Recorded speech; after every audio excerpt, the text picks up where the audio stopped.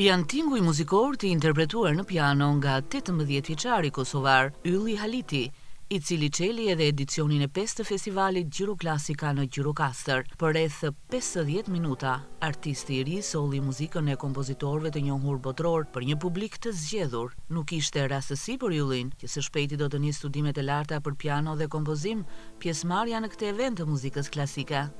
Është hera e parë që performoj këtu, në Gjirokastër, kam qenë më përpara vetëm si turist. Ngjarje Gjiroklasika nuk kam qenë kurrë, po mënyra se si kam arrit me ardhmë me mbajtë recitalin këtu është përmes ngjarjes Pianisti i ri, ku është ndodhur çmimi special Gjiroklasika.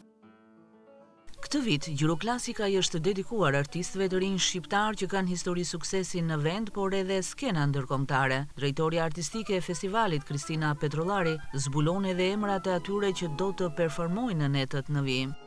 Gjiroklasika në edicionin e 5 është një festival që është kushtuar tërësisht të rinjve. Atyre të rinj që kanë historitë e suksesit në profesionin e tyre. E filloj me djalin kosovar sot, Ylli Haliti, i cili sapo është diplomuar dhe do ndjeki një shkollë dhe ka qenë një nga pianistët kosovar që në konkursin Pianisti i ri në Kosovë ka marrë çmimin Gjiroklasika si një talent. Natën e dytë është Ivo Gjika, një nga pianistët shqiptar i cili studion jashtë, ka studiuar jashtë dhe ndërkohë ka dhe një karrierë solistike dhe koncertale dhe vjen atë ta sjelli këtu. Natën e tretë kemi Laura Lozin, violiniste, po ashtu një nga interpretueset e reja dhe një nga zërat më të njohur të skenës shqiptare të brezit të ri, dhe Eni,